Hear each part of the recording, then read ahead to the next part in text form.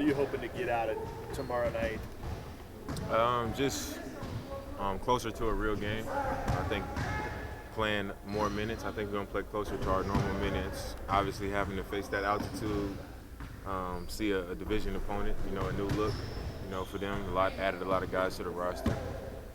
First road trip, a lot of things that we have to look forward to. The minutes, the altitude, division opponent, a new team for them.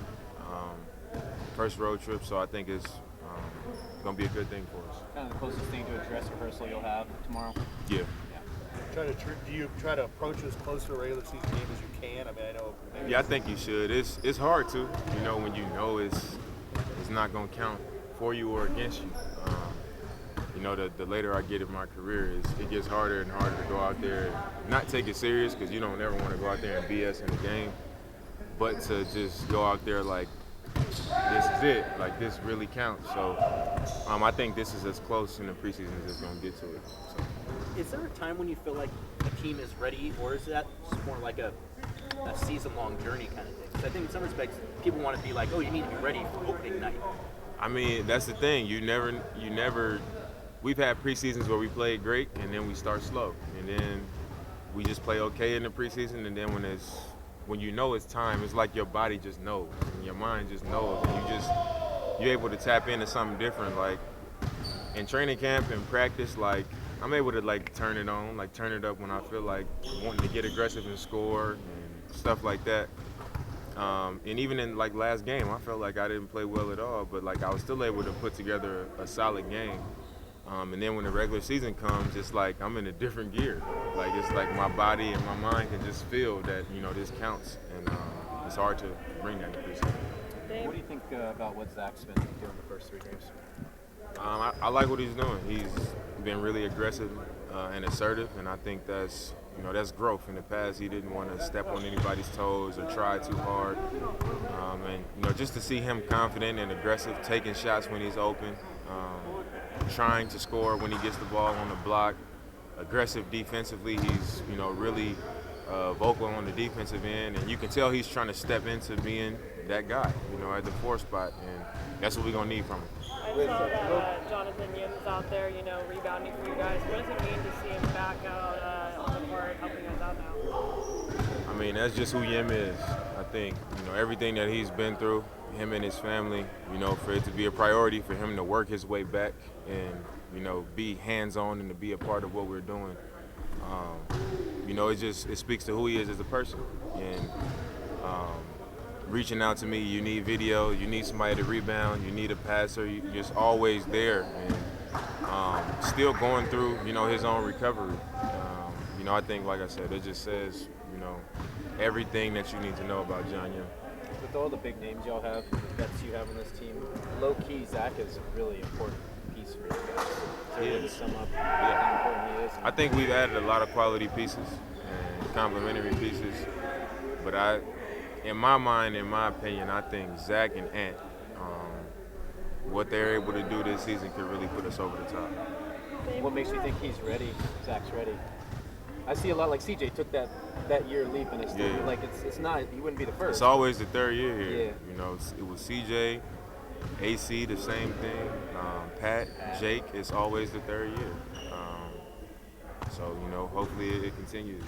But I think just my confidence in Zach from knowing him as a person and being around him, and just knowing him real well, I believe that he's gonna do it. One thing he's always battled is this whole thing, CJ on the bench with get your zen sort of thing. He gets so pissed. Have you seen him?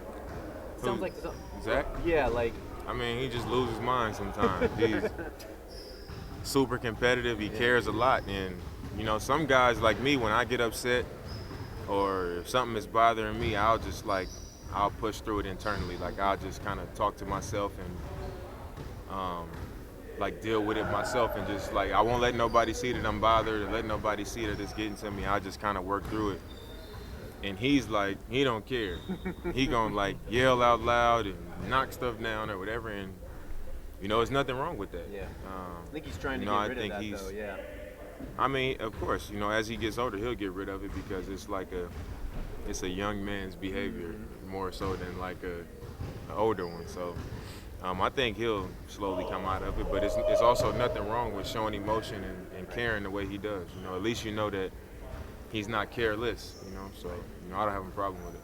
Do you have any thoughts on the NBA's reaction to China in light of the Daryl Morey tweet? I don't have any thoughts on that. Okay. Sorry. Just had to ask. Do you remember your reaction this summer when Utah got Conley? When they got Conley, Yeah. I was like, man, that's a good pickup for them. I think having Donovan Mitchell being like a ball dominant guard for them and them trying to improve at the same time, I don't think it's a better guy you could have brought in next to him other than Mike Conley, because he doesn't have to have the ball. He's a guy that can really shoot the ball and space the floor out when Donovan Mitchell does have the ball. He's a really good defender. He's a good leader. Just has a good presence. He impacts winning. So I think that was the perfect guy for them to go get. And we've been hearing that Moses is really impressing. What can he bring to a team?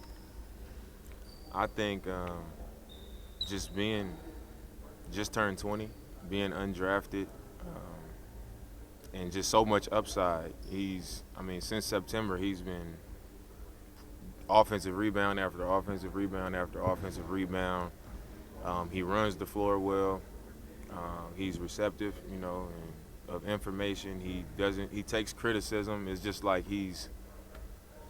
whatever you need him to do, he'll do it. Whatever you say to him, he'll listen. And I think his motor, with his size and athleticism and his natural God-given ability, I think you have to have confidence in that and have faith in what he can become. So I think everybody's been impressed by him. I've never seen anybody get better from the first day I came back to now. Is like a completely different player, and I definitely think he'll make it. I think he'll be an NBA player. He'll have an NBA career. I don't have any doubt about that. I'm gonna let y'all know this first. So with my music, I did